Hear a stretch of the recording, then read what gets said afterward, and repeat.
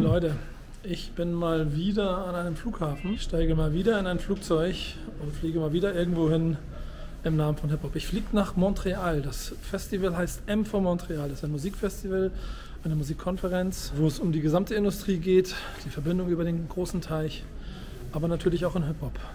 Und das werde ich unterwegs. Auf Einladung. Ich darf Leute treffen. Ich gucke mir die Stadt an. Ich suche ein bisschen nach Hip-Hop und ich nehme euch mit auf diese Reise. Und ich bin, glaube ich, noch nie so jetzt wirklich als allerletzter ans Flugzeug eingestiegen. Es wird lustig, wenn der Typ neben mir oder die Typin neben mir, wenn der sich so schon schön eingerichtet hat und ich dann da so reinkomme mit meinem Rucksack und Tasche und Jacke. Nee, könnt ihr bitte noch mal aufstehen. Mal gucken, ob ich gleich noch ein paar Leute glücklich mache. Ich steige ins Flugzeug an, kommt mit auf diese Reise. Ich hoffe, ihr habt ein bisschen Bock drauf. Seid offen, denn wir fliegen jetzt nach Kanada und gucken uns Hip-Hop in Montreal an. Ich bin in Montreal angekommen und sagen wir mal so, gestern als wir gelandet sind, war das hier alles noch normal und ich habe so Sachen gemacht, wie mir im Netz versucht Apps zu suchen, wo ich dann so E-Scooter und Fahrräder, was ich dann so mieten kann, damit ich ein bisschen durch die Stadt cruisen kann, und dann kam das. Heute Morgen Wetterbericht geguckt, oder genau gestern Abend schon, die App, 15 cm Neuschnee und heute Morgen um 6 aufgewacht. Und seitdem sieht das so aus. Also, willkommen in Kanada. Ich bin hier auf einem Festival, das heißt Vor Montreal. Ich werde heute den ersten Event haben und ich werde hier die Tage auch Hip-Hop-Leute treffen. Was ich heute Morgen mache, ist, ich gehe durch die Stadt, denn Montreal ist auch bekannt für seine Street-Art-Räume, so nennen wir es mal. Also ziemlich viel, und ich habe hier gleich schon so eine Ecke entdeckt, ziemlich viel an den Straßen, ein paar schöne Sachen. Ich werde euch ein bisschen was zeigen und dann gehen wir nachher zum Opening-Event, dem offiziellen von der Veranstaltung. Jetzt aber weiter durch den Schnee.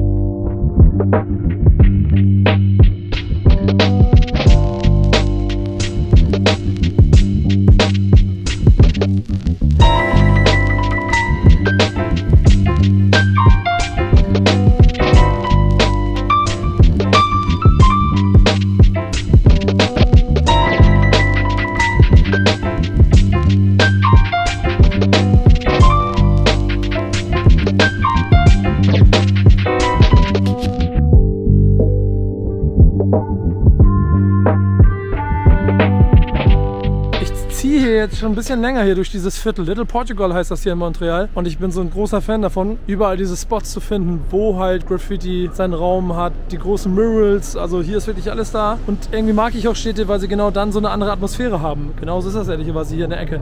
Alles ein bisschen gatter, aber dafür auch sehr viel Raum für das, was wir alle lieben.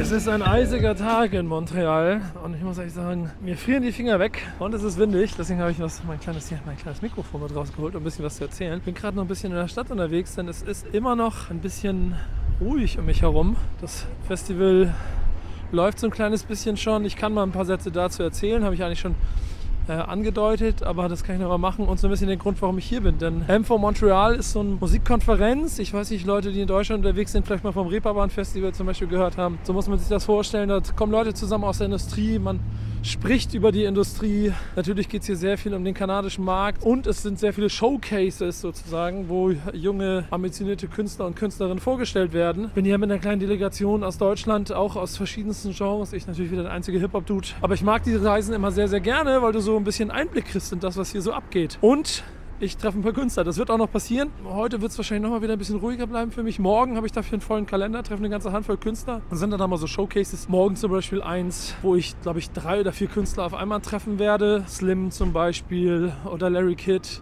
oder Emma Beko, die dann so an einem Abend quasi immer eine halbe Stunde kurz vorstellen, was für Mucke sie machen und so weiter. Insgesamt sind es, glaube ich, so 6, 7, 8, 9, 10, vielleicht sogar Hip-Hop-Künstler, die ganz spannend sind, alle noch so im kleineren Segment, alle ambitioniert und vor allem, und das ist das Interessante an der Region, in der ich hier bin, so mit unterschiedlichen Ansätzen, denn um den kurzen Exkurs dahin zu machen, wo ich eigentlich bin. Ich bin in Montreal, das gehört, was das Bezirk, Dependance, Region Quebec, das ist der französischsprachige Teil von Kanada. Jetzt erstmal keine große Überraschung, weiß jeder, der sich mit Kanada beschäftigt, aber das Besondere daran ist, und das ist ja dann der Gedanke, der hier hintersteckt, das macht natürlich schon was aus, denn hier ist Amtssprache Französisch. Wir befinden uns aber im englischsprachigen Raum, Kanada sonst englischsprachig und natürlich mit der Musikmetropole in Toronto. Schöne Grüße von Drake, der hat den Bums hier im Griff, der größte Weltstar, kommt aus Toronto, kommt aus Kanada, entsprechend ist natürlich auch da sehr viel Fokus. Jetzt gibt es in dieser Region aber auch, und jetzt wird es ein bisschen gefährlich mit dem gefährlichen Halbwissen, das ich habe, aber ich glaube in den 70ern auch den Beschluss darüber, dass Französisch Amtssprache ist und damit dann auch eine größere Förderung von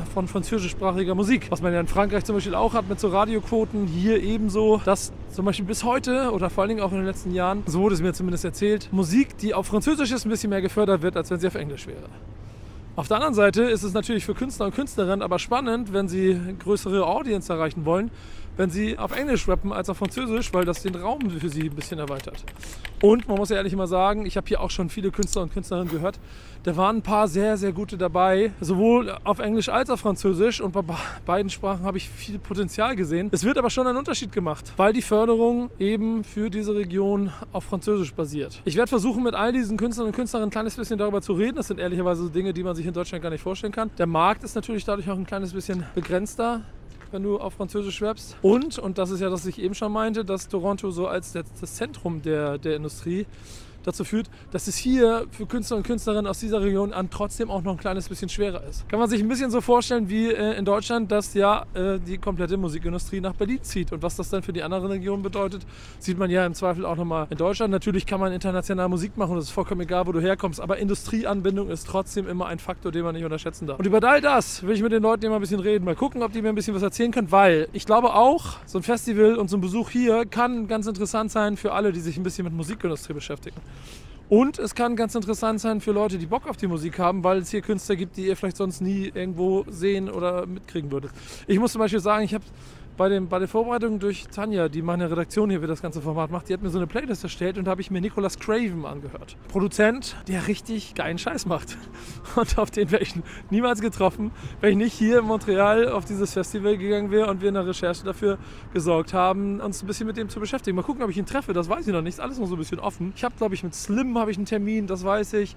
Mit diesem Larry Kidd habe ich einen Termin, das weiß ich. Ich versuche noch ein paar Journalisten zu treffen, das weiß ich noch nicht, ob das alles klappt. Aber mit all denen möchte ich darüber reden. Was es bedeutet in so einer Region, was ich total spannend finde, wo es Französisch und Englisch beides gibt, auf Französisch oder Englisch zu rappen und welche Chancen du damit hast, in den Markt zu kommen. Denn, das was ich sagen wollte, viele von den Künstlern und Künstlern, vielleicht kriegt ihr die nie mit, aber vielleicht ist hier irgendwas dabei von dem, was ich euch zeige, was ihr ganz spannend findet. Das kann natürlich sein. Den Einblick in diese Szene finde ich aber total spannend, weil es dann hier sogar noch auch gesellschaftliche Ebenen gibt, die dann noch weiter von uns fern sind mit indogenen Rap der unterdrückten Minderheit hier in der Region, wie die sich ausdrückt. Und die Künstler, die ich spreche, die sind halt auch an allen Facetten unterschiedlich aufgestellt. Und dann ist morgen der große Tag, an dem ich dann endlich mit den Leuten spreche. Geht heute los für mich. Ich treffe heute eine Handvoll Künstler, die alle aus dieser Region kommen und alle auf verschiedene Art und Weise versuchen, ihren Schritt in die kanadische Hip-Hop-Szene zu machen und von dort aus sicherlich idealerweise in die Welt hinaus. Dabei teilweise auf Französisch, teilweise auf Englisch, mit unterschiedlichen Sounds. Und das wird es, glaube ich, auch ganz spannend machen. Denn keiner von denen ist jetzt bisher so weit gekommen, dass er sagen kann, er ist ein Star. Aber alle haben eine gewisse Passion für das, was sie da machen. Und die will ich herausfinden. Denn das finde ich immer ganz spannend, eben auch an solchen Konferenzen hier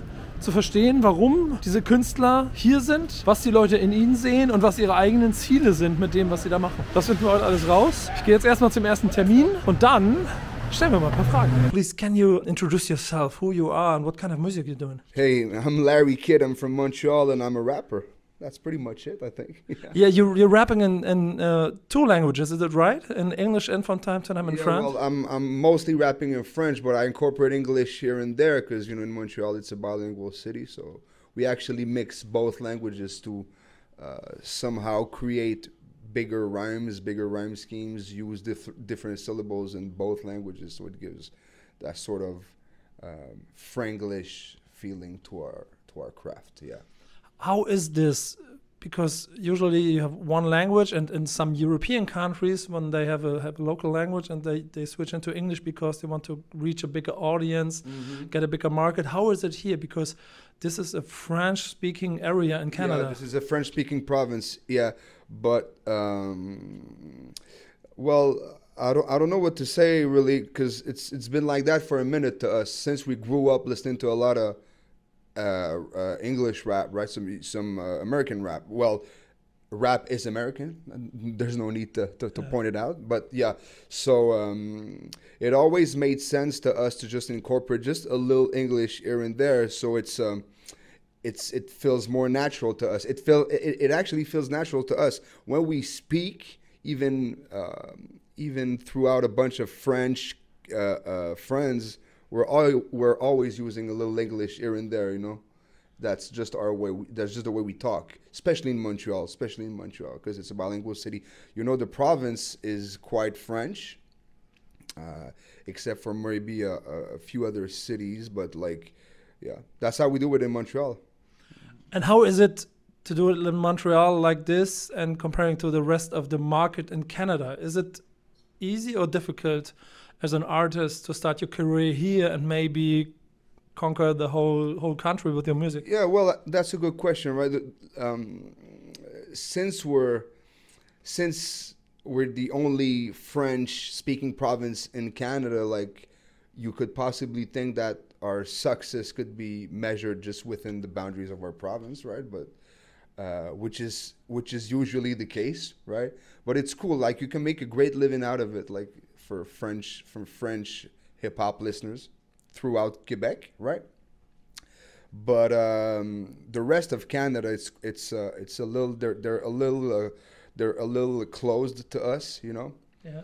And yeah, of course. Well, if I would speak English and only English, or whatever, or German and only German, I don't know if I could possibly appreciate some French rap, right? Since I don't understand any words of it, you know. And in hip hop, rap especially, I mean, the words, the lyrics is everything, you know. And especially if you're talking about rap, like, I don't know what your point on that, but like, you can feel my cadence, you can feel my rhythm, you can feel the flow, you can feel the beat, but you don't understand what I'm saying. And maybe you could possibly get the syllable things right at the end of the bars and stuff, but what am I saying? You don't know, bro. But that's nice.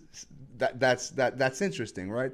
So that's why the language is quite important in what we do, and that's why it's a little hard to import ourselves in the rest of Canada, right? Maybe in other French countries like France and Belgique, and you know, but you know. Yeah, it's interesting. You know, when I grew up, I fell in love with French rap from France. Oh, really? Huh? Yeah, do but you speak a little French? Okay, yeah. But honestly, I don't understand what they're rapping about. Yeah. But it was the beat that got you, right? It was the beats. So you're like La Funky Family and I Am and all these things, like. Yeah, it was in the beginning, and it came back and forth. For example, a guy like Safiu in the mid of 2000, he was making street rap. Yeah. And I loved his power. Yeah. Without understanding what he was rapping about. Yeah. It's just like it's a gut thing. Yeah. I get it. But coming from here and speaking French, it's something about your personality. You have to do it, right? Because you're from here, and this is your origin. Is it that's why you're doing it? Yeah. What do you mean, like the fact that I'm doing it in French and not in English, that I don't switch like completely? Yeah, for example, to reach a bigger audience, to have a bigger market. Yeah, and like, no, my first language is French, right? And like, I think in French, I live my feelings and my understanding of life through French, right? So it would be a little hypocrite to me to make music in English, right? I tried it, like when I started rapping and I was like 12 or 13, we did a couple songs in English, and looking back, I personally think that it was awful, bro. We had such a big accent at the time, and you know, so yeah, it's part of my identity and the Quebec identity as well. So it's for sure important to me to keep it mostly French, just to represent who we are, you know. And that's very important, and therefore I need also some information from your side. Yeah, sure. First of all, can you describe your maybe your sound? Yeah. And maybe the topics, the content, what you're rapping about. Yeah, sure. So well, first of all, my sound is quite dark, I would say, because like a lot of topics that I go through are like you know, street stuff. I talk about the ups and downs of drug abuse. I talk about the nightlife. I talk about what kids go through in their mid-20s in a city that's so multicultural, right? I talk about anxiety. I talk about anguish. I talk about the everyday normal life pain. I talk about boredom. I talk about a lot of things, but it's not like I'm a really cool guy. I'm a really happy guy in normal life. You know, hey Laurent, comment ça va? I'm a really nice dude, right? But my music is quite dark. Is it because I grew up on some extremely street dark shit, like New York rap, East New York rap, you know, like East Coast rap and shit. So to me, it's my outlet, you know. There's two sides of me. There's me in real life, and there's my music where I put all my frustrations and whatnot, you know. Yeah, the thing is, what I've learned is that even the city of Montreal is not really happy about rap music in general, I guess, because there were some issues in the past when they tried to push rap music out of bars and tried to close them. Is there something like a supportive thing in Montreal for rap music? Yeah, well, it's like rap, Montreal rap or rap, Quebec rap, it has always been alive, but like it's like in the past 10 years, it's more than ever, right? But like there was no such thing as banning rap from bars, or not that I heard of anyway. But I think the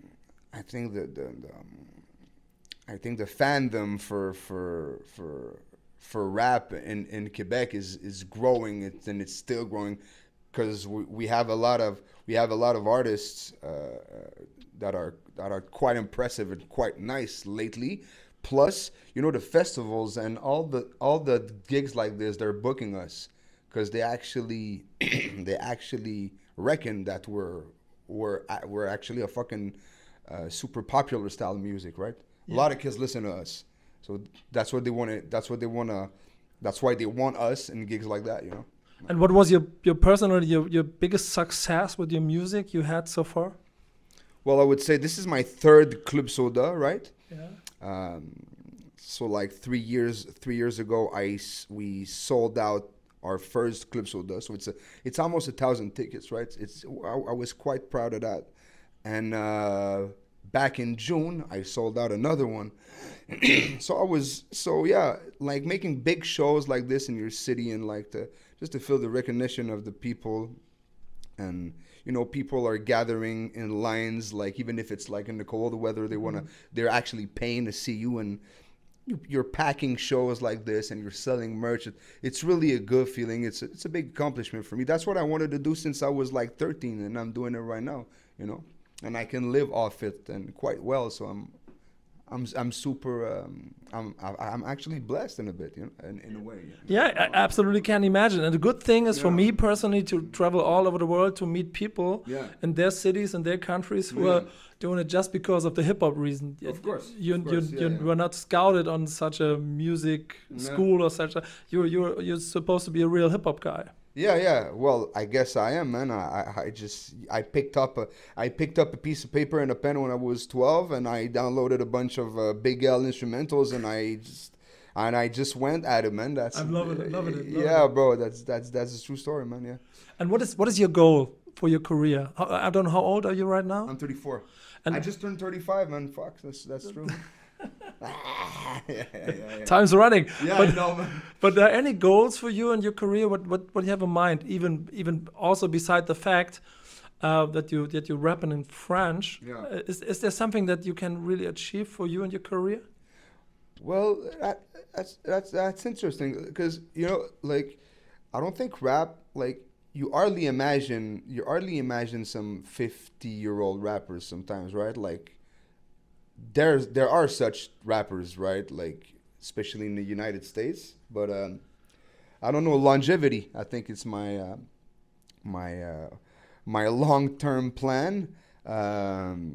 Yeah, just to keep going, make good records, sell out shows, dropping dope music, and just push forwards and like, yeah, be the best, the best at what I do. And you are one of the parts of this hip hop scene here in this city, and the reason why they put you on the schedule on this festival. Yes. Can you describe the scene of Montreal, of Quebec, for me and the audience, please? Sure. Well, it's quite alive. There are a bunch of rappers, and like what I actually what I noticed, especially lately, like there's a bunch of different styles that's growing apart, which is nice. It's so you have a more like. There's more like a melodic, soft rap type scene, and there are a lot of, and besides that, there's also like, the more street rap. And there's also like these guys like me that are more doing like the technical stuff. And yeah, that's it. And there's a bunch of rappers in Montreal, male and female, that are good, and it's interesting because and there's a wide range of ages. There's young dudes that are doing it that are 21. They're filming with their cell phones some little street video clips and stuff that are really good, and that there's also some OGs that are almost 40. And they've been here since a decade and more, and they're still doing their stuff. It's there's a wide range. There's a wide range of rap styles in Montreal, in Quebec, and everybody has his place. I think it's really nice. Yeah. And you see a scene that's working together for some reason, or of course, everybody does featurings with everybody here. Yeah. There's no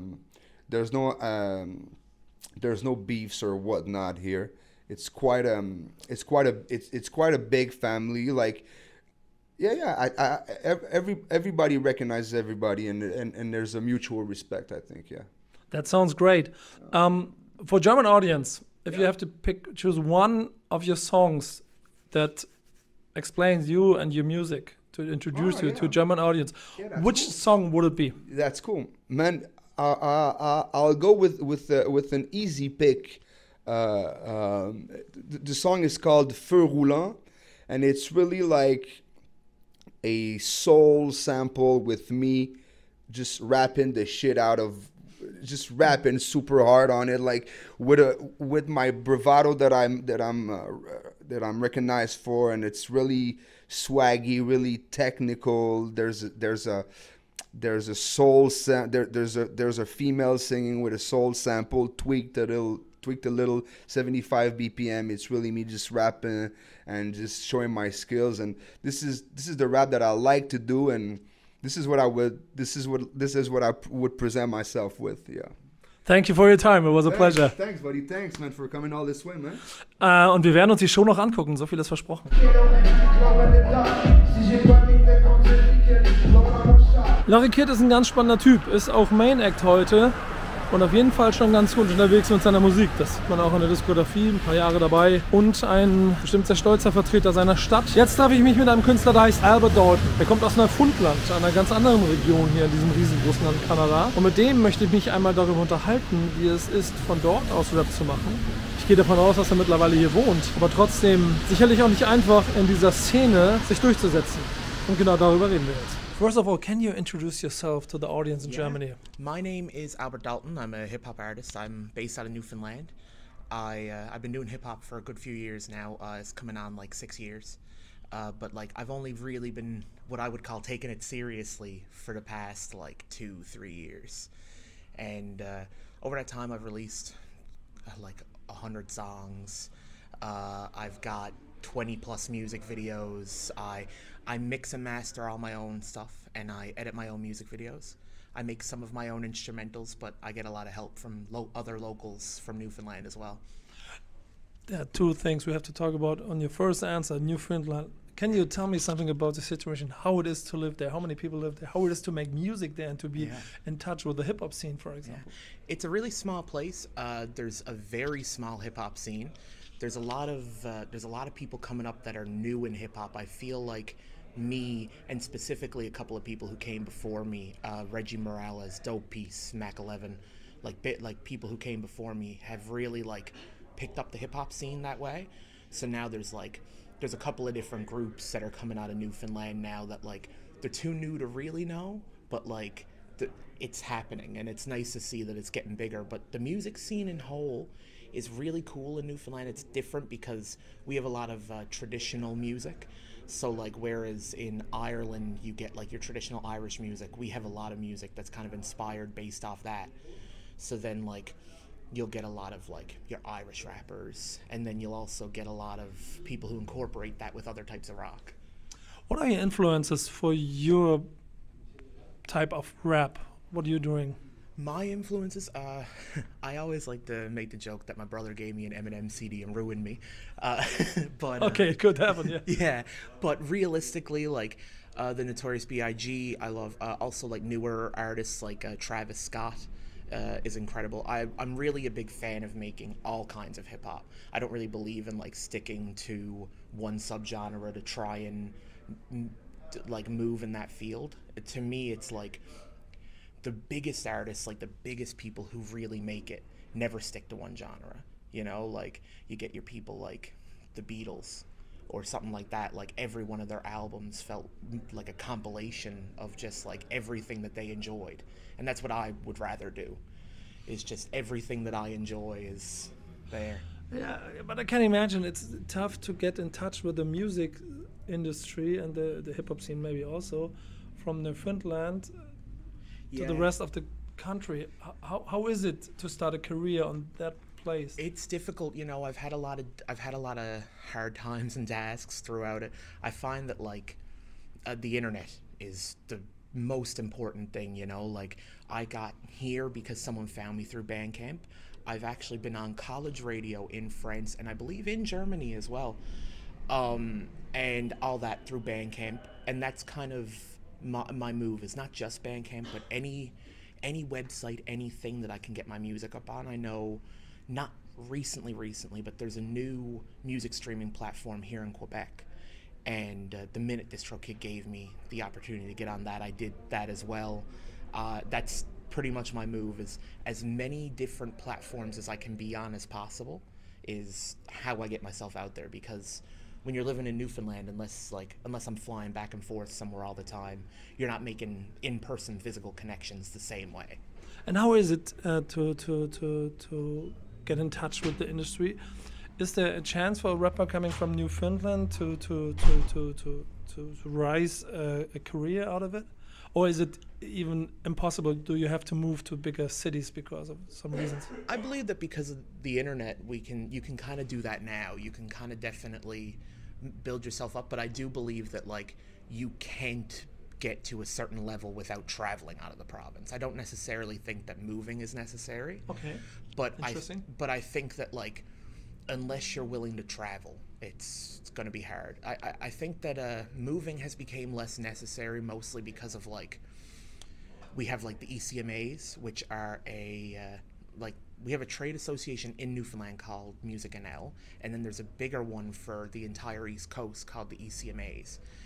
And the ECMAs kind of help with like making sure, and Music NL help with making sure that people like me or people who are in other genres of music can get out of the province when they need to.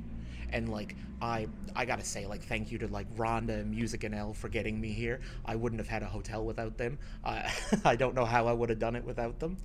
And because of that, I don't think it's necessary to move out anymore, but it's definitely necessary to leave the province. What was the biggest success you had in your career so far for you personally? I have a couple of different ones. That, like, some of them are personal and some of them are, you know, like more milestone things.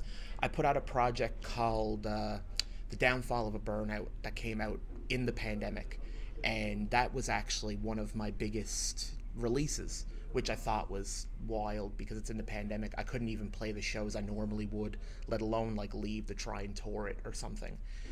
And it was all through the power of the internet again, you know, like just promoting it hard. There's websites like Submit Hub that are really important and really helpful. And then just getting in contact with playlists. There's also recently I played in, I don't know if you're familiar with Saint Pierre and Miquelon. No. It's a island owned by friends, but I think it's a half-hour boat ride from Newfoundland, and like people from France come over, people from other parts of Europe come over for this festival, and there was like 3,000 people there in a festival where people had never heard of me, and by the end of it they were singing my lyrics. And okay, that is awesome. That was for me the personal victory of like like kind of validated the music being good in my head, because like it's good to me, but what it is to everybody else is way different, you know. Can you describe your music? You said your sound is not only one typical sound, it's a mix of everything, but what you also want to rap about? For me personally, like I tackle a lot of like mental health things. I kind of like the idea of I make a lot of feel good music, but I also make a lot of music that tackles the any sort of mentality. So like I'm a big thing of like if I feel a mood, I write from that mood. Mm-hmm. And I like an album to be cohesive in terms of like meaning or vibe more so than like sonically. So like I said about The Downfall of a Burnout, that was more of like a hype party type tape. But then I also have like other projects where it's more tackling like mental illness or things like that as well, right? I have a tape coming out in April. I don't have a name just yet, but it's all inspired by like your Griselda types, your West Side Guns and things like that. And that's really tackling like deep within your mind, money issues, things like that, like really like kind of conscious hip-hop, for sure. And what are your goals for your career? Do you have any plans? Becoming a rap star, of course. Yeah. My main goal right now is I always make the joke of like I'd like to make it a living, of like, and like not just a living, but like my main goal is to have a fan base of people who care. Yeah. Really, you know, like and it's one thing to have people who listen to your music, and it's another thing to have people who care, right? And my main goal right now is building more of those people. I definitely do have a lot of them, but that's my main goal right now. That's interesting. I think this country is so huge, and there's so many good artists. Even on that festival, I mentioned a couple of good ones. There's a showcase tonight with Larry Kidd, and so on. What is the reason for you to be part of this festival? Why is it so important for you to be here? For me, it's about building connections more than anything. You know, like I find that if you come out to places like this and you really put yourself into it and you really, you know, schmoz is not the right word, but that's kind of what you're doing, you know. And as long as you really do that, like the connections that you make are invaluable. I've met record label representatives, I've met people from Apple Music, from TikTok Canada, and the performing aspect is great because I got to perform in front of people I've never performed before. I've never performed. Oh, really? Yeah, I've never performed here before. Other than St. Pierre, I've never performed out of Newfoundland. So this is my first performance on what we'd call the mainland. And, but yeah, for me personally, like on top of the performance, it's really about the connections, even the fan connections. I've met some people here who aren't a part of the festival at all. They walked into my show and they saw me last night on the side of the road and they took me in and they bought shots for me and we hung out for a few hours. And so yeah, that's the main thing for me, is the connections. It's great. So if for our audience in Germany, if there's one song with whom you want to introduce yourself to people who are not in touch with you so far, I have a favorite one. It's Man of Steel. Man of Steel is great, and I also. But would you recommend to introduce yourself to the audience in Germany, maybe? I think Man of Steel is a good one. I got two kind of, because Man of Steel is good in the sense of like half of it is old school rap, the other half has like a new school vibe to it. The lyrics and like the way that it's rapped, in my opinion, are very tight, and it works very well.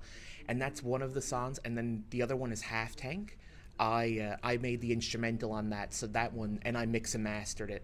So that is very much a personal project of like everything was in house. And I think Half Tank explains what you're doing. You're doing 360 everything out there in Newfoundland, in the middle of nowhere, I would say. But you're enjoying it, right? I am. I'm really enjoying it, you know. And like I do love Newfoundland in a way. Like it's small, so there's no.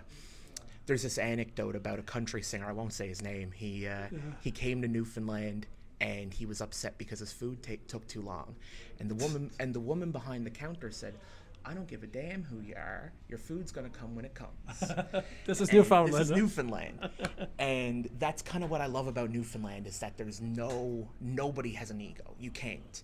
Like people will humble you out in the street, and that's and there's also the idea of like, when you walk down the road, like anywhere else really, you kind of just look straight. In Newfoundland, everybody nods, everybody waves. You don't really know them, but they're smiling. I like it. I have to go there, I'm sure. Maybe for a show. Yeah. I put off shows in Newfoundland quite often. Honestly, there's not so many reasons for me to go there, but maybe I have one. Usually I fly over it back to Germany, is it right? We there's also, like I said, like the ECMAs or the Music and L, they do awards too, so like there's a whole week of ceremonies and things sometimes too. So maybe this is a reason. Yes, But however, thanks for your time. It was a pleasure. So much. Yes, it was a pleasure. It was a great time. Thank Ihr you seht, so much. hört rein, Man of Steel and what would you? Half Tank. Man of Steel and Half Tank. Und wir gehen weiter auf Reisen. Ich mag die Geschichte von Dalton. Alleine deshalb, weil man sich immer so vor Augen führen muss, Neufundland ist halt eine Region, die ist riesengroß hier im Osten von Kanada. Aber auch sehr verlassen, sehr wenig Menschen. Und in so einem Niemandsland von dort aus Mucke zu machen, das hat schon was Besonderes. Und vor allem beschreibt er auch sehr gut, dass das Internet viel möglich macht, aber dass man schon solche Festivals braucht, um ein paar mehr Leuten zu zeigen, was man eigentlich drauf hat. Ich mache mich jetzt auf zum nächsten Termin, wieder zurück in die Venue. Und dort treffe ich jetzt zwei Künstlerinnen. Zum einen Slim und zum anderen Beko. Hola. Hola. Welcome to Montreal. Thank you for your time, first of all. Can you introduce yourself to this vlog here and to the German audience? Yeah, absolutely. My name's Beko. I'm a rapper from Montreal, and I'm happy to be here with you, Niko. For how long you doing this? Can you explain your career, Yeah. maybe in some words? Yeah, for sure. Do you want me to hold this? No. This is a typical interviewer thing. I keep this in my hand. I guess I'm not used to it yet. So I've been doing music for about 11 years now. I had a band called Heart Streets for 10 years, and I launched my solo project, which is my name, Beko, about 2 years ago. Can you explain what kind of music you're doing, sound-wise and about the lyrics? Yeah, sound-wise, I think it's very hybrid. It's very like 2022 in the sense that I think all music genres today are getting mixed together and melded to create new kinds of music. So I think the influence at the base, the core of my music is hip-hop, it's rap, but then all my like new metal, alternative rock, punk music that I listened to in my childhood are kind of like adding themselves to the music that I make. So there's a lot of live instrumentation and a lot of grittiness, and it's raw, and it's very fierce but very fragile at the same time. And sonically as much as lyrically, I touch on a lot of subjects regarding mental health and anxiety and feelings of loneliness, and I mean just being alive in these times. What is important? What message is important for you to spread to the people? What is this cue point? This core that people have to recognize when they see you as an artist? When they see, I can tell you when they listen to my music. Yeah, when you listen to music. That you matter, and you matter, and that you're not alone, and that you're very strong, and that you can truly achieve anything that you want to, and that I believe in you. Even if I don't know you, I truly believe in like my fellow humans. And yeah. How is it as a female rap artist to be part of the industry here in Canada? Can you explain the situation? Yeah, well, I'm here in Quebec, in Montreal, in the province of Quebec, which is like a very diverse like city. Montreal is, and I mean, there's people from all kinds of backgrounds, all countries, but it is like a francophone city. You know, it's a bilingual one, but majority of the music here is francophone, and that's kind of what the government and the society here like encourages. So for me as a hip-hop artist, I feel a little bit like an outsider because I rap in English, and that wasn't a decision I made. That's just because of the music I listen to. That's how it comes out, how I write. It just comes out. I've tried writing in Spanish and French. It doesn't come out right. So I write in English. So being in the industry here, I feel a little outsider because of the language I rap in. But then also as a woman, I feel like I don't see a lot of people of like my gender kind of doing the kind of rap that I do. But that's honestly like around the world. I haven't found artists that I feel like, oh, they're my people. So I guess I feel like an outsider in so many ways. But I feel great. I feel like I deserve to be here and I belong here, and there's no problem that I've encountered or anything like that. You said you're rapping in English, Yeah. and Quebec is French area in Canada. Yeah. What is the main difference for artists when they start rapping in French and in English? Well, there's a huge rap culture here, like a francophone rap culture here. And so, I mean, it's a whole like family of people, you know, and it's great. It's really cool because they also rap in like Fringlish. I don't know if you're aware of what that is. And it's like a mix of Not French. really, but you have to explain. It's a mix of French and English that like, honestly, it's only in this area of the world that we speak that. And so it's really cool, a really cool scene and everything. I'm just not a part of it. But why? Bad. Why you Because- don't want to be? Because I can't write in French. I That's can't. the only reason. Yeah, that's the only reason. But you could write in French. No, I've tried freestyling in French like my whole life. It sucks. Like it doesn't, you know, like right now I'm a bit nervous, so my English isn't like at its peak. But seriously, when I try to write in French, it comes out all wrong. The accent, it's grotesque. I find the way I do it. So I've always admired people that rap in French because it's like when you do it right, it can be really beautiful. Me, English is just melodic. It comes out. I know how I want to express myself, and that's just the way it is. Yeah. Can you explain the rap scene here in this city? Is it one group? Is it one scene, or how would you describe it? Well, I would describe it as like it's one. Maybe I don't listen to enough of it. I feel like I'm not a professional to like be talking on this topic, but I feel like everybody in the rap industry here, most people know each other. Of course, there's like street rap, right, which is like from other neighborhoods, and like those don't mix that much with like the pop, hip hop that goes on. But I mean, there's a lot of rap of different styles done in French, which is really interesting. Like just like in the States, there's all these different styles, you know. So yeah. Do you think that rap music is supported in this Quebec area? Did the industry supports rap music here? I would say more and more. Like there's more and more festivals that are aiming to put in the forefront like rappers. I mean, you know, Quebec is very special in the sense that it's kind of, it can be closed-minded on things. It's a beautiful place to live, but it's it's a little closed-minded, and it's opening up little by little. But definitely, like, you know, Kanada, you know him? Yeah. Okay, so he's a great producer. He worked with a bunch of different rappers, and he's from like just close to Montreal. He's from here, Quebec. And I mean, it took for him to get Grammys to get recognized here. So I feel like that gives you an insight on how the culture is celebrated here. That is crazy, like you said. From your personal perspective, can you tell me what was the greatest success you had in your career so far? I'm super grateful for every little moment that I get to have. So it's very hard to pick one because every time something happens, I'm just even more and more and more grateful. But I would have to say, I did my first show in Montreal where it's me selling the tickets, and and it was not a big room. I think like 300 people or something, but it was full and people knew my lyrics, and it made me feel like I'm doing the right thing, and it made me feel understood, and the people were great, such good energy, so beautiful.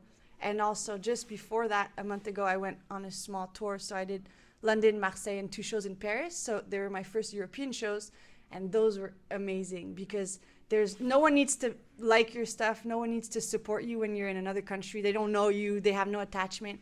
So when you do a really good show and you get all the feedback afterwards, it's so gratifying, and it's like keep doing it. So it felt great.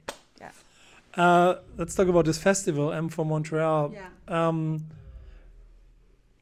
Can you tell me why you're part of this festival this year? Because they booked you maybe, but is there also another reason maybe? And can you tell me something about the idea of this festival? What do you think about conferences and festivals like this? Yeah, I think I've played for Montreal before with my band, but it's only a few days ago that I got to learn what it's truly about and how it brings in so many people from all these different countries like yourself. Yeah.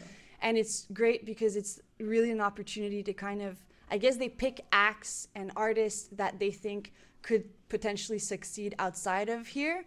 And so they give us a platform, and it's just a great opportunity to meet people from all over the world. And then I'm sure if I go to Germany, I'll see you again there. And it's just networking and encouraging and getting us out of the city, because it's a very small city and there's just so many shows you can do, and it's just, it's awesome. I love M for Montreal. Do you have any plans and any goals for your career? Yeah. Oh yeah. Can you tell us? The end goal is world domination. That's the end goal. That's funny. It's the same thing I'm telling everybody when they're asking me about my goals. Yeah, that's the end goal. But in the upcoming future, in next year, for example, I just put out 2 EPs this year, and the year before I put out an album. So it's been a lot of work. And so next year I'm taming it down, and I'll be putting out songs with different artists a little bit around the world, like featurings and collabs, just to insert myself in their worlds and have them come into mine. And so that's my little thing. And then in 2024, I'm putting out an album. And in the meantime, I just came back from Europe, and I'll be going back next year and just doing as many shows as possible and connecting with as many people as possible. If there are some people in Germany who don't know you yet, which song from your discography would be the one you would choose to introduce yourself to maybe the guys who are watching this? If you like, this is so difficult. One song. No, I can give 3 because it's different. Okay, go on, please go. If you like hard, a little bit metal guitar and everything, and bars on bars, sad guitar _v777.wave, that's your song. If you like really smooth, chill, laid back, intimate rap, MHS. And if you like just a straight banger, I would say Digital Damage. I forgot it, but we will ask you it now, because what are your influences, musical influences for your career? So many, ranging from Deftones to J. Cole to I love old blues. I feel like I listened to a lot of old blues when I was younger growing up, and so melodically that's what I like. I love soul, I love gritty, I love everything. I love instrumental music also. I love that, so a mix. Thank you. It was really a pleasure. And wir werden uns jetzt auch die Show angucken, wie bei allen anderen auch. Und ihr müsst wieder Musik ausprobieren, ihr wisst. And how do you say bye in German? Tschüss. Tschüss. Tschüss. I love that. Tschüss.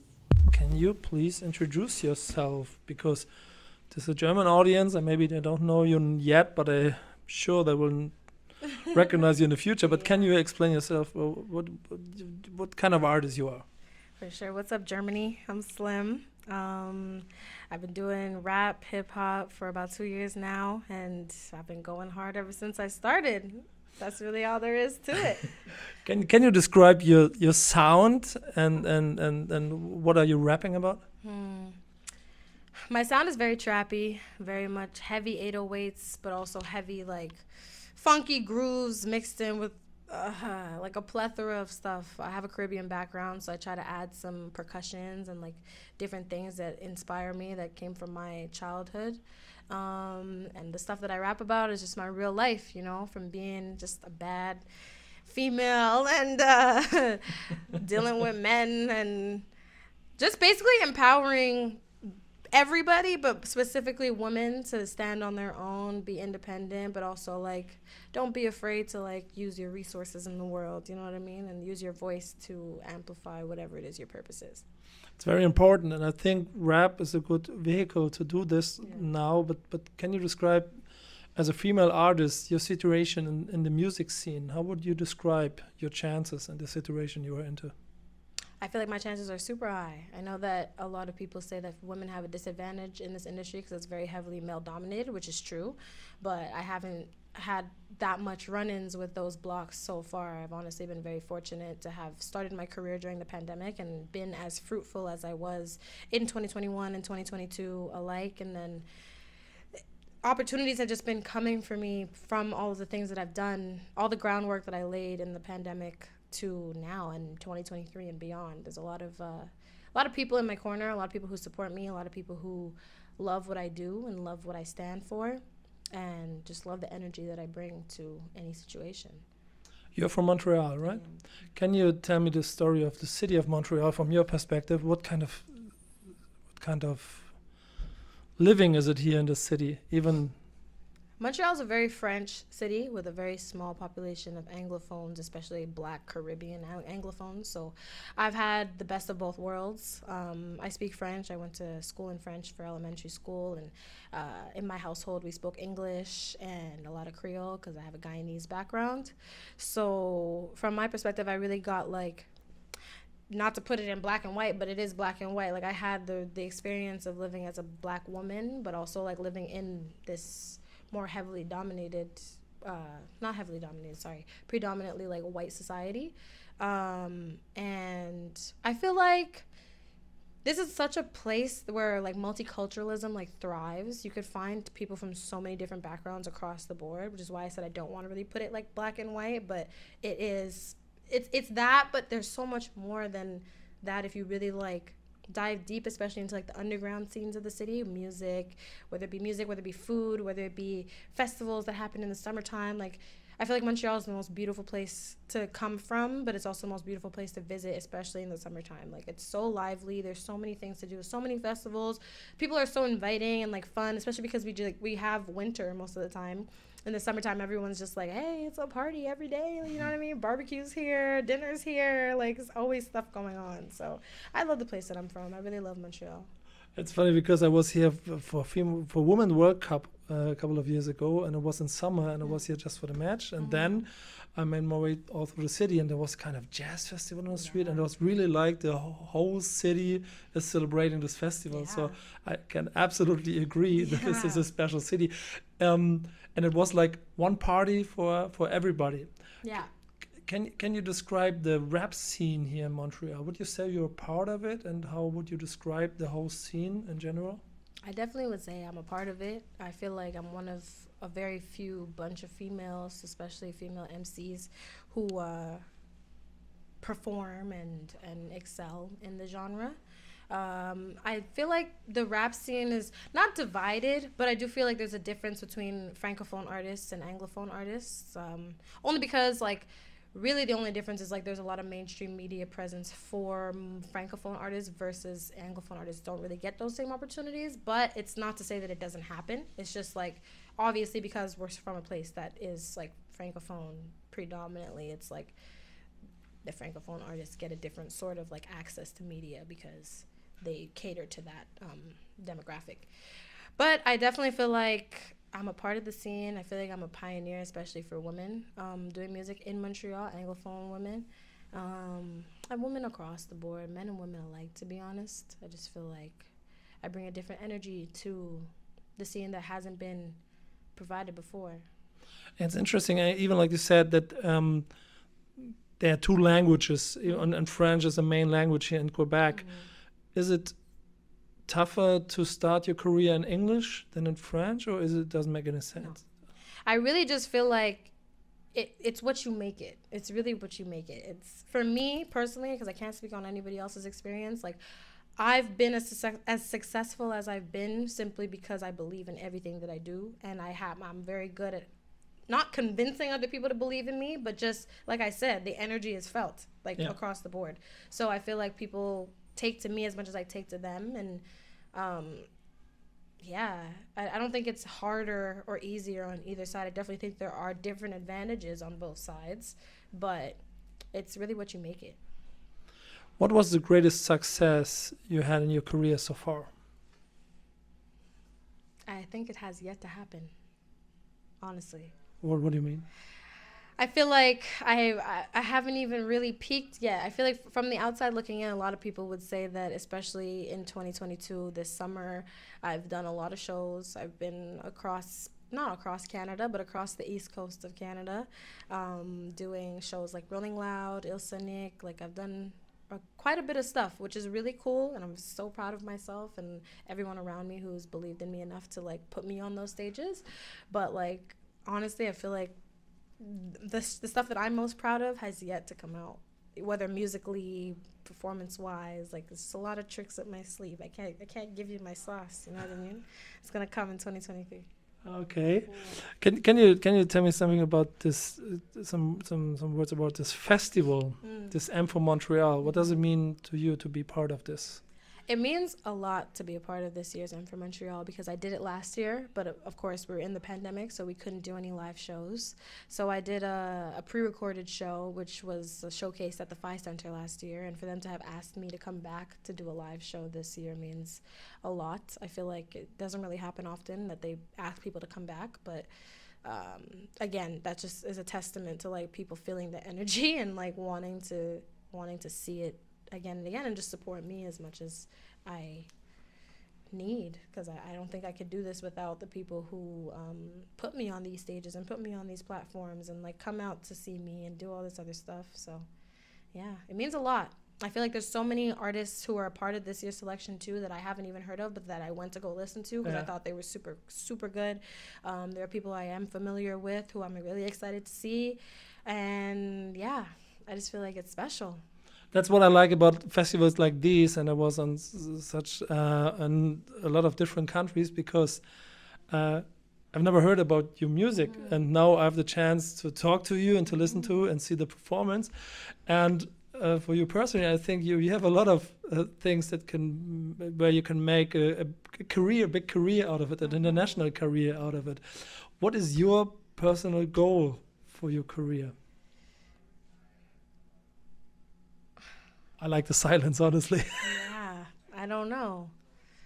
I am very much a sky's the limit type of person, so I just want to go to the ultimate highs that I know I can reach, which I haven't really fleshed out in terms of like my ideals of what that looks like, but I want to be international. I want to be able to tour the world with my music. I want to be able to connect with different people across the world through my music. I want to act, I want to sing, I want to do everything that has to do with like being creative, and I know that I have the ability to do it. There's no doubt in my mind, and I don't doubt that it'll happen, you know what I mean? Because like I said, everything has been unfolding as it should, and I just feel like I'm so aligned with like my purpose that's why I can't really say how I want it to happen, because even up till now I didn't expect it to happen this way, but it did. Okay. You know? But did you have some role models in the past? Of course. One of my biggest like influences musically is Missy Elliott. And I don't feel like a lot of people know that, but I really just appreciate her and Busta Rhymes for just their creativity across the board, from production to videos to visuals to their styles of rap, how the cadence, the flow, they can sing too. Like, they could just really do it all. Like, to me, they're just a really well-versed artist, and that's what I strive to be. That versatility is like really key to me to making like a good artist versus a great artist. Sounds really like you have a plan on what you're doing there and you want to do in the future. So I'm sure we will meet us in Germany sometimes, honestly. 1000%. And as soon as I touch down, I'm going to call my boy Niko, be like, hey, what's up? I'm here. Let's do some stuff, another interview, go for dinner. Okay, deal. But therefore, to introduce you to this audience, pick please one song of your whole discography so far, which explains you the best. That explains me the best? I have to say 2. Everybody says to give I me... have to say 2 because they're 2 different vibes. Okay, then give me 2 vibes. Okay, so off my Real Talk Radio EP that I dropped last summer, Just Like That and Heavy, for sure. Just Like That is a very much more like braggy bop, but Heavy is just like so special to me. Once you hear it, you'll know. I can't really, you know? Und ich muss sagen, ich habe jetzt hier schon so viele Künstler und Künstlerinnen kennengelernt. Ihr werdet von ihr hören, 100%ig. Thank you very much. I don't know what he just said, but yeah. I said they will listen to Thank you guys. I hope you guys fuck with the interview. Das waren wirklich 2 sehr, sehr spannende Gespräche, denn zum einen Slim, aber auch zum anderen Beko sind so krasse, positive Persönlichkeiten, unheimlich talentiert, das werdet ihr sehen, wenn ihr die Musik hört und dabei auch noch so stark auf der Bühne, also es ist insgesamt so ein Performance-Level, was ich ziemlich beeindruckend finde und wo ich ehrlicherweise bei beiden ziemlich sicher bin, dass wir irgendwann in Europa und in Deutschland auch mal was davon hören werden, was ja sonst ein weiter Weg ist. Am Ende des Tages, und das habe ich bisher gemerkt bei allen, mit denen ich gesprochen habe, dass hier unheimlich viel Passion in all dem drin ist und ich glaube, das liegt auch so ein bisschen an der Stadt und an der Region, in der ich bin, die schon eine besondere ist für Kanada. Deswegen treffe ich jetzt nochmal Nomadic Massive, das ist ein Künstlerkollektiv, die über die Grenzen von Quebec schon hinaus viel gemacht haben. Und mit denen will ich noch mal ein bisschen darüber reden, wie die Musik in dieser Stadt sehen. We are right in the middle of Montreal, somewhere. Heart of Montreal, yeah. This is the heart of Montreal. Yeah, Saint Laurent. This is called the Main. Over here, the corner of St. Catherine, Saint Laurent. Can you introduce you, please, to the audience here? Who you are, where you're from, what type of music you're doing, and everything in just small sentences. Okay. Butter Beats. Ali Sepu. Ali Sepu, representing Nomadic Massive. OGs out of the Montreal allophone hip-hop scene, so multilingual MCs, multi-instrumentalists, producers. Started out as a collective, traveled the world, and back, and we're here, freezing our ass off. Yeah. Thanks for your time, guys, and it's cold here. But like you said, you're doing this for 20 years now. Yeah. Can you tell me about the story of hip-hop in Montreal in that time? How was it in the past, and how would you say is it now?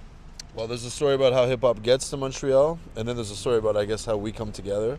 Most of it comes from, I think, New York, and the trips of different immigrants going back and forth from New York, bringing the culture here through VHS videos and mixtapes and so on. You have a cousin, you go to New York for the summer, you come back, you bring a bunch of tapes. A lot of through the the Haitian community, the Anglo-Caribbean community that had strong ties to New York, and the communities that birthed the culture. So, and that was also the reason why even your collective was born, and that. I mean, we're the children of those people that were doing that, bringing it back and forth. Then you get this multicultural city, and people coming from different places, and particularly this street where we used to play a lot. There was a club called Sapphire where we used to get together for hip-hop nights. I think that's where we met mostly, right? Yeah, because we're all solo type artists. Just trying to, some people are like, me for example, I was more into like freestyling. We had like a band, but we didn't consider it seriously. Montreal had a very strong linguistic divide back then, so the scenes were very divided into francophone and anglophone. And anybody that fit in the middle, like all of us, we're all from immigrant backgrounds. We all have a third language at home. I'm from Argentina, so Spanish is my main language. And it's stuff that we celebrate in hip hop. We write and we rap in Spanish and stuff like that. So there was no place for us, and we all started converging and finding that likeness, and it became like a thing.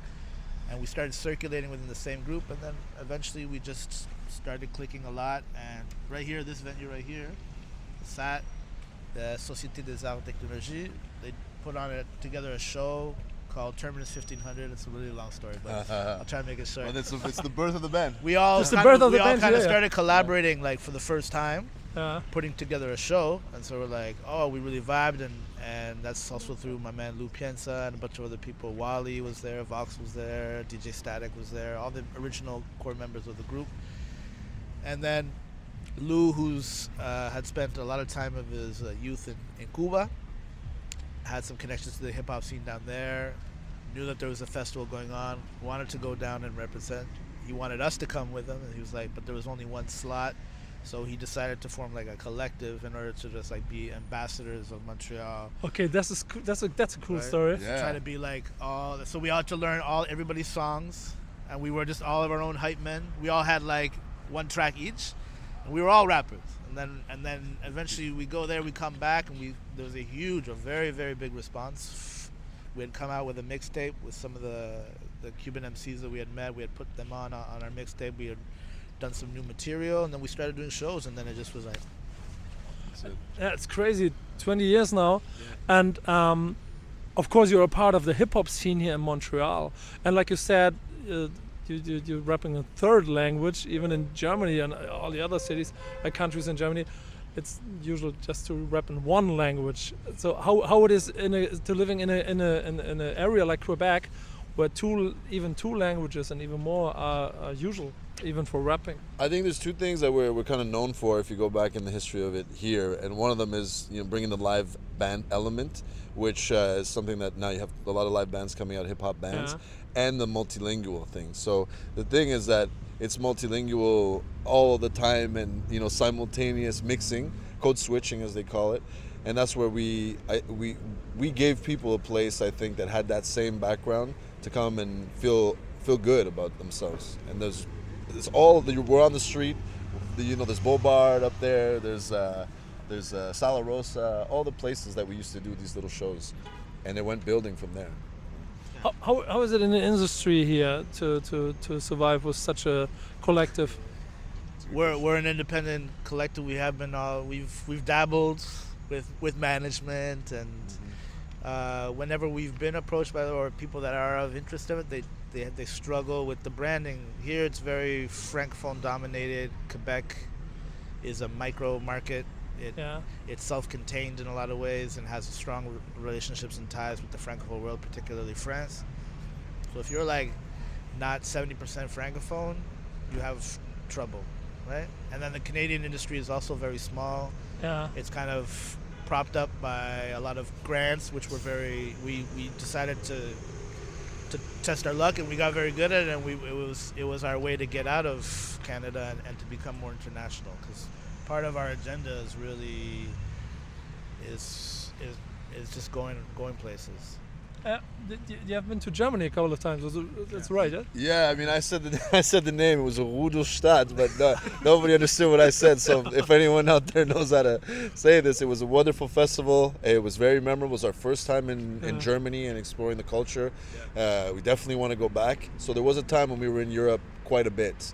As of late, we've been more in Latin America, but... and then we did another festival, which was in an abandoned East German airfields. It's a very famous festival. I can't tell you what the name is, but like... But you have videos, yeah? You can send me the videos for that, Yes. We can cut it in here. Absolutely. Absolutely. But like you said, being international and traveling all over the world with your music, this is what's most important thing for you guys? Yeah, like we'd take the map and try to find like the least likely place you'd think we would go next. It took us to Paraguay in our last venture. And so that's it, trying to open the international doors. And hip-hop culture allows us to do that, because it's everywhere. Talking back to the industry, how would you describe the rap industry here in Canada? Because from my perspective, it's Drake, Yeah, well, that's and huge, that's it. And how did he do that? He went to Texas, you know, Jay Prince, and we all know the story. He had to be propped up by an American tour de force, Lil Wayne and Baby and Company and stuff like that. That's right. So traditionally, the most famous Canadian artists have to get somehow into the American scene and blow up in a certain way, and that's just unfortunate. But we're a large geographically country, but population-wise we're small, so our market's small. Like We even have laws where you have to play Canadian content in order to compete with the American beast, you know. And so our rap scenes are small, but there's a lot of independent rappers. There's a lot of independent, like self-made boutique labels. There's a lot of people doing really cool things. And now with the internet, I don't know. And I think that's why such a festival is very important, to bring artists abroad. You have also a history with this festival, right? Because for me it's quite interesting to see here artists that are not really well known in Europe or maybe in other parts of Canada also. Yeah, I think it's important to recognize that Canada, you know, being small as it is, does support artists, you know, and so with that, we like you said, we've been fortunate to go to these different events in Montreal and across Canada, and there is that subsidies and support for up and coming bands that maybe aren't aiming, you know, for this ultra stardom, but are still sustaining a culture that exists throughout the country. So some make it through, and others are just, you know, grinding all the way. Yeah. But you can, you know, depending on what you decide or the decisions you make, you know, there's a lot of industry here that's self-contained. So if you can manage all the languages, then you're okay. It's just that some people unfortunately lean more towards a non-conventional. Even English here is like, it's hard to be an English artist. Yeah, it's funny because very difficult. Yeah, you have to speak French. I understand, and even when you get outside of Montreal, it's even more not. so. It's even more so. Yeah. Right? So like the festivals and the concert halls and the public, the general public, you have to have strong French content in order to market to them, right? Like, and so the new hip hop scene here is the big one, the industry one is white francophone Quebec. Okay, So that's interesting. Right, whereas the original architects of the scene here are people of color, people from elsewhere. Okay, And okay. there was a big pushback in a long time, especially when we started, you didn't hear rap music on the radio. No. Yeah, And not only Quebec, also, I'm including Anglophone Canada across the board. yeah, but there's a story I was that I had in my research for my team that I don't know who it was, a government or so, that they tried to shut down shops, bars here because they're playing rap music. Because they were like gang-related activities. is this true? And how can you tell me the story? Yeah, I mean, there's a certain level of discrimination against the rap culture. There was also the linguistic issue about how English was seeping into the culture through rap. Yeah. Remember that thing with the dead obies? Yeah. So, yeah, it's been targeted, and sometimes maybe the good side of it neglected. It comes with all the cliches and all the stereotypes, and it's because it's relatively new here. Like we were so under the radar that no one knew, right? So, but if once people in the mainstream start realizing, and kids in the kids, I don't know, like 10-year-old kids are starting rapping in like suburbs.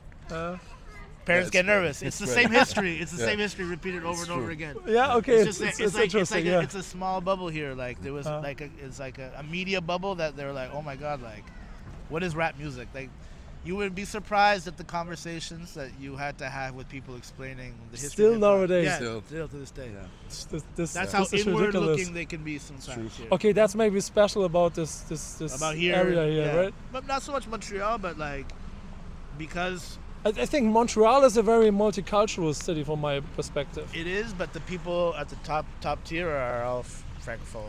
Okay. Yeah, it's the media where it's hard to penetrate into that world because you're here, and so you have the There's Oh, no media okay. geared bars, towards yeah. one city. It's crazy. You have a long story as a collective. What was the best, most successful situation you had in the career of this whole collective? Can you imagine one? Bike ride in Berlin. Bike ride in Berlin is pretty unforgettable moment. wasn't Yeah, there, yeah. One of our members actually learned how to ride a bike in Berlin. Yeah. Yeah, and we felt so free in that city. I found Berlin was I wasn't riding a similar to Montreal. I wasn't riding a bike, but I was eating a lot of bread and some kind of a sausage it was interesting. and drinking beer in a park with a friend who moved to Berlin. Yes. Okay, no, so that was cool, it, cool. and we stopped there just to go. Yeah. So many good stories. We've been on riverboats. We've been on Yeah. So like true. Cognac, the 500th Yes, anniversary. yes. We got treated to like world-class chefs. Do you have Free goals? cognac. Do you have goals for your crew? Yeah, I think like this band's always worked in chapters by the continents that we've been. So there was like the American chapter, there was the European chapter. Now it's the Latin American chapter, as I can see it. So we're trying to see as many countries and make the connections with this hip hop community in as many countries we can in Latin America at this moment.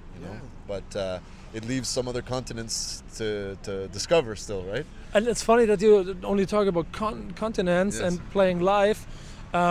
Making records and being in the charts is not a big goal for you guys. It's what we do. We travel, we record, we connect, we collaborate. It's hip hop. We're also educators. We also come from that background, so we're interested in outreach, youth advocacy, cultural advocacy, linguistic advocacy, First Nations advocacy, anti-racism, anti-fascism, all of the above. Yeah, we're more into legacy building, I would say, than to hit the charts in one side. Yeah, it's quite interesting. Even on the other side, I think nowadays it's all about the charts and all about being successful with the music. And it's challenging because in today's festivals and the modern festivals, they're looking at like your YouTube views and stuff like that. So if you're not hitting, everything's inflated a lot in the numbers, and so it is challenging to see ourselves in the new definition of hip hop. A lot of, but middle-aged hip hop is now acceptable too, right? Like Jay-Z made it all right to be 40 plus and rapping still. Yeah. So we're okay. Yeah. Okay, we're still there. He was a door breaker. It was like, okay, it's cool. It's cool. It's good to be 40 plus. for like 10 years before, but it's fine. He's been 40. He's been 40 forever. That's absolutely right at the end. If you have to choose one of the songs of your whole collective, I know it's impossible, but I try to introduce you to this audience who is watching this. Which song describes the crew the best? Well, I don't know, because the crew's changed a lot too recently. Like, we went through some changes. We lost a couple of members as well, so we're kind of in a reformation. We're putting together a new EP, and we're putting a whole new package together. So I'd say, one of my favorite songs, which is one of the most recent videos, is in Marseille. What was it? Bon Bagay. Yeah, Bon Bagay. Bon Bagay is good. Bonbagay. Yeah. Check it out. We shot it on tour when we were in Marseille, in France. Yeah. It's a really dope song, produced by Lou Piensa, featuring Lou Piensa, Tali Taliwa, Miriam Sassy, and Wally rapping. Yep. And me and Ali doing funny things with our hands. That's it. I agree. Bon Bagay. I think that's a good one. I think I had it on my list, so I think it's a good. The beat knocks is crazy. It's different too, which is what I really like about that song. And the funny thing is, the good thing is that when my team made the research for my trip here, they found you guys and they showed me all the videos, and they were so happy about the music because it's like a collective and it's a real hip hop thing that I feel even in it when I. Yeah, we're very hip hop.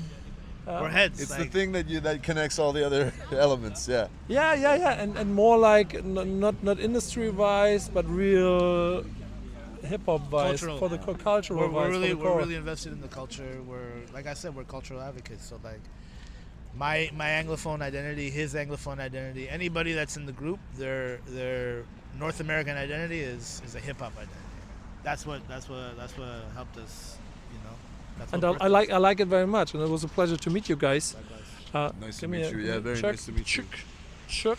And I hope we will see us in Germany sometimes. Absolutely. We'll stay in touch. Yeah, you're performing on the last time it was a world music festival, so I'm sure they'll have to book you for the next time. We would love to do some outreach with you just for like the hip hop scene. Get more connected with the promoters, the spots out there that we need to go, the people we need to reach out to. Let us know. info@nomadicmassive.com. Holler at us on Instagram. Whatever you want. We out here. Ihr seht es. Ich habe am Ende nochmal Leute getroffen, die auf jeden Fall das Hip-Hop-Herz am richtigen Fleck tragen. All the best for you guys. Thank you. Please stay in touch. Yes. Und wir gucken jetzt noch ein bisschen Shows. Denn jetzt gehen die Shows dahin los im Club Soda. Peace. Mickey, you're responsible for this festival, for the programming, is it right?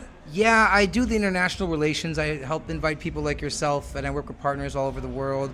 And I organize also some of the professional activities Like I did the keynote speech this year with Sub Pop Records. But yeah, my main gig has always been to discover and program new acts, or all the acts playing the festival. Yeah.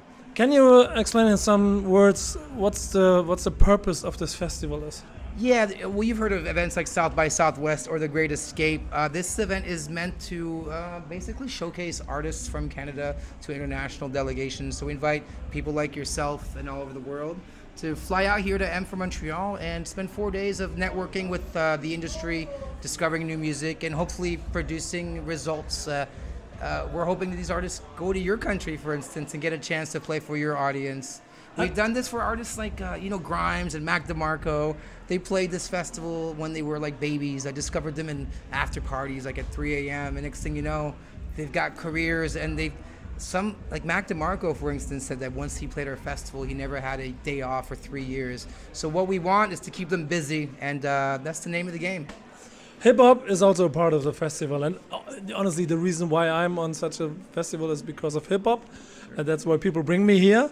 And I found some good ones. Even today there are some good artists. How big is this hip-hop thing in Montreal? How would you say? It's huge. There's actually should be more hip-hop this year. I think we overdid it in the last couple of years, but Quebec hip-hop has become mainstream here now. They took over the kids follow rap more than the politics. It's our new way of life, and it's getting louder and louder, man. Like the amount of new producers and rappers coming out of here, French and English. There's just so much talent, and it's a vibe. It's all about the vibe, and it's new, and that's what we like here. It's just like it's creating a brand new generation of kids, man. I can't wait to see the future. It's a francophone area here, Quebec. Yeah. What do you think? Is it more important to rap in French to be on that market, I think or is most it? rappers do bilingual rap. I mean, as much as you can. I think it's It's important, right? Yeah, because you're speaking to both audiences, actually, because there's a Franco and Anglo community here in Montreal, and the more bilingual you are, the more of a crowd you'll get. But the Franco rap is a little, it's pretty big right now. It's like I said, it's like mainstream. But I think there should be room for more Anglophone rappers. Like this girl here behind you. Yeah. Her name is Slim. She's playing next, and she's a pure example of what we need more of here in Quebec. Like all Anglophone rappers, because there's too much Francophone rap, and we're all used to the Toronto scene, all the Drakes and all of this world, but Montreal needs a spot, and we're trying to put a spotlight on artists like Slim and Emma Beko, who just played. Emma Beko was the other one I've learned today, and what can you say something about her? Emma's just been around for a long time. I followed her old band called Heart Streets. They won my heart, and she started this new project, and I've always supported her, and this is just another example of another bright career in Montreal, and we're hoping the best for her. I met also Larry Kidd. That's my boy right there. Larry's the fucking man. He's a father figure in a sense, or a brother figure, I'll say. He's inspiring. He's just like, I said it earlier, this guy's real. There's a lot of fakes in this world. Larry is just down to earth. When I speak to him, he speaks to me directly. He's not speaking to like, I don't know many people like him. And anytime I'm in his presence, I feel special. And he's quite big here in Montreal, right? Yeah. He was underground for a long time, but I think the mainstream is scared of Larry, man, because he's so fucking rough, bro. He's rough around the edges, and some people are scared of that. But we want that rawness, and that's exactly what he's delivering. And shout out, Larry. I also met a guy called Albert Dalton from Newfoundland. And this is a funny story because it's a part of this country. Usually I fly over when I'm coming from Germany. Yeah. And I've never seen there any people, and this is a rapper He's from coming Newfoundland, yeah. I call him like the Eminem of Newfoundland. He's like, yeah, that's right. He looks like this gamer who's like stuck behind his computer, like on games all day and just recording on his machines, but he's got energy, bro. It was his first show in Montreal, and he was like nerd rap, but like cool at the same time. He's making it fucking cool. I wish more people knew about him, but that's why we're here, That's quite interesting. And at least I also met some guys from the Nomadic Massive. Yeah, that's old school. That's old school collective. And it's very interesting for me to see that for more than 20 years, even that bilingual thing is very important and very deep here in a city like Montreal. So how important is it to have crews from that time and nowadays and mix up everything? They're part of our history, and they're rich in our history, and they were brave from the very beginning. They were doing it when it was very taboo. So they deserve a lot of respect, and they're aging very well. I mean, I feel like they've been around for years, and they're still current. You know what I mean? We need them in our scene to remind us where we came from. Very good. At the end, would you say the M for Montreal was a success this year? Talk to me next week, but so far so good. If you're enjoying yourself, that makes me happy. So it's all about making everybody happy and giving opportunities for artists. So when I see the results, I'll be happy. But for now, I'm satisfied. Yeah, the thing is, right after COVID, the first time with a real festival, right after a pandemic, Yeah. it's kind of new age, I would say. People coming back. I feel that, and I feel like I think we're taking up a new world in a sense. It's like a new day. It's a new time. I don't know. And I think this festival is a good launching point to see the fucking future, man. For me, it's very interesting, and I enjoyed being here, part of this festival. Even, like you said, Slim and Emma Beko, and these are obviously two artists I really can see on European festival because of the type of performance. Wait till you see Slim on stage. She looks good off stage, but on stage she fucking kills it for real. She's right behind. Let's just give her some love right there. Come on. Yeah, she's doing a shooting right now. This girl, keep your eyes, man. Keep your ears and eyes peeled to the fucking streets, because this is gonna fucking, you know what I'm saying? Yeah, man. Anyways, I'm happy to give her a minute because she's awesome.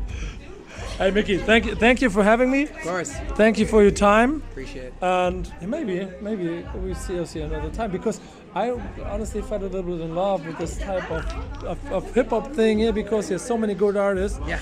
And they're so under the radar. Yeah. It's quite interesting to see. Most of them have not really big clicks and plays on Spotify, yeah, but that's the what we like. songs are That's dope. what we want. We want to bring new names, new blood, fresh blood. I mean, that's what we're here to do, is to bring new blood to the game. And the more bands you don't know who they are, that proves to me I'm doing my job. It's all about discoveries. It's not about playlists or who's your label. It's about the fucking craft. And there's a lot of fucking good craft happening here, for sure. Thank you, Mickey. Thank you. And we're joining the photo shooting here. Und Slim steht gleich auf der Bühne.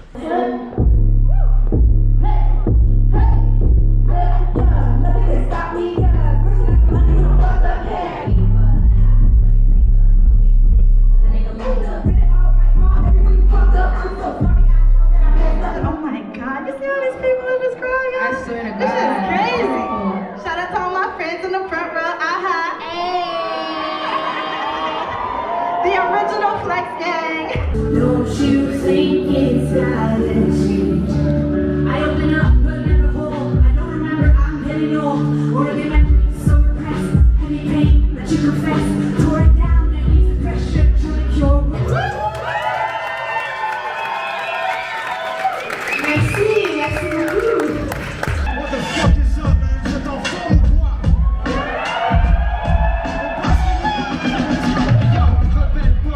Drogue, bougeant du Costco. Get a grip.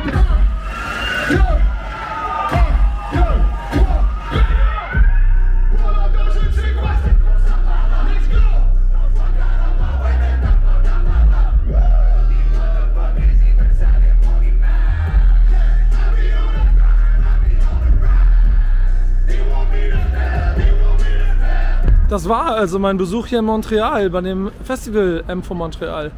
Ein Musikkonferenzfestival, das dazu da ist, um Künstlern, lokalen Künstlern so ein bisschen den Raum zu geben, damit internationale Vertreter, in Zweifel hier Booker und Labels und Festivals und Journalisten sie kennenlernen und vielleicht ein kleines bisschen begleiten. Und ich muss sagen, ich habe hier ein paar sehr starke Hip-Hop-Artists getroffen, von denen ich nicht weiß, ob irgendjemand von denen in Deutschland und Europa irgendwann eine Rolle spielen wird. Aber die, finde ich, alle in sich eine schöne Geschichte haben und die mir ein kleines bisschen näher gebracht haben, wie es hier läuft in dieser Region Quebec. Denn Französisch ist hier Amtssprache, entsprechend ist es schwierig, auf Englisch zu rappen. Es gibt klare Quoten für französische Musik, genau wie es die in Frankreich gibt.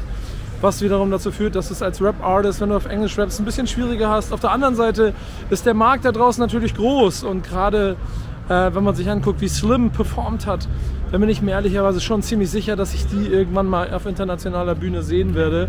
Auch eine Beko ist sehr, sehr spannend und da steckt viel Potenzial drin. Larry Kidd ist ein Untergrundrapper aus Montreal, der in einem Mix aus Französisch und Englisch rappt und der es hier zu einer starken lokalen Größe geschafft hat. Und der vielleicht auch irgendwann mal in Frankreich spielen wird. Ob es darüber hinaus nach Europa geht, das kann ich gar nicht so einschätzen. Aber Dalton, ein total spannender Typ, der da in Neufundland sitzt und Local Hero wird. Was war Rap Artist of the Year von Neufundland. Das ist auch eine Auszeichnung und ein unheimlich spannender Typ. Aber ob es der mal nach Deutschland schaffen wird, weiß ich nicht. Ist aber auch ehrlicherweise egal. Und wenn, dann schafft das vielleicht auf die Art, in der es Nomadic Massive gemacht haben, die mit ihrem Kollektiv über Kuba in die ganze Welt gekommen sind und die erzählt haben, dass sie im Prinzip nach Regionen, nach Kontinenten gehen, wo sie als nächstes hingehen. Und das alles nur durch Hip-Hop. Und das habe ich wiederum gelernt hier.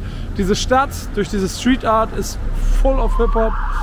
Das ist etwas, was ich bestimmt die nächsten Male auf jeden Fall noch mehr irgendwie für mich entern möchte, was die Street Art und Graffiti-Szene hier angeht, denn die ist auf jeden Fall auch sehr, sehr spannend. Und es gibt sehr viel, sehr spannende Künstler und ich bin mir auch ziemlich sicher, dass es dort auch in den nächsten Jahren immer wieder neue Gesichter geben wird, die man sich anschauen kann. So nehme ich mit ein paar sehr, sehr gute Songs und ich denke, ich werde hier auch einfach mal eine Playlist erstellen, damit ihr ein kleines bisschen was von dem hört, was ich mir hier angehört habe. Denn hier waren viele gute Artists auf diesem Festival, die ganz spannend waren. Und alleine die 5, die ich vorgestellt habe, waren alle mit sehr, sehr guten Songs dabei. Sie haben euch selber Songs vorgeschlagen, wir legen noch ein paar dazu. Und dann haben wir eine Playlist zu unserer kleinen Reise hier. Und wenn ihr bis hierhin zugeschaut habt, freue ich mich sehr darüber, dass ihr mit dabei gewesen seid und einfach Bock darauf gehabt habt, ein bisschen zu erfahren, was hier in Montreal los ist. Denn das ist genau der Grund, warum ich das immer mache. Ich möchte herkommen, ich möchte es verstehen, ich möchte Leute kennenlernen und das ist alles das Hip-Hop-Ding, das mich antreibt. Egal, ob irgendeiner von denen viele Follower oder viele Plays und Streams auf irgendwelchen Plattformen hat, das ist vollkommen egal. Sie alle machen es auf ihre Art und Weise aus dem gleichen Kern, aus dem gleichen Antrieb, aus dem ich hier stehe. Ich mag's, ich hoffe, ihr hattet viel Spaß, ich hoffe, ihr mögt die Songs. Es sind Dinger dabei, die haben nur ein paar tausend Streams auf Spotify, habe ich gesehen, und trotzdem sind es Bretter. Und auch das zeigt diese Reise wieder. Es geht nicht immer nur um Zahlen, sondern es geht auch um die Typen dahinter. Und die habe ich kennengelernt. In diesem Sinne, das war's von mir aus Montreal. Das war das Festival M von Montreal. Und bald geht's wieder in die nächste Stadt für die nächste Geschichte. Backspin.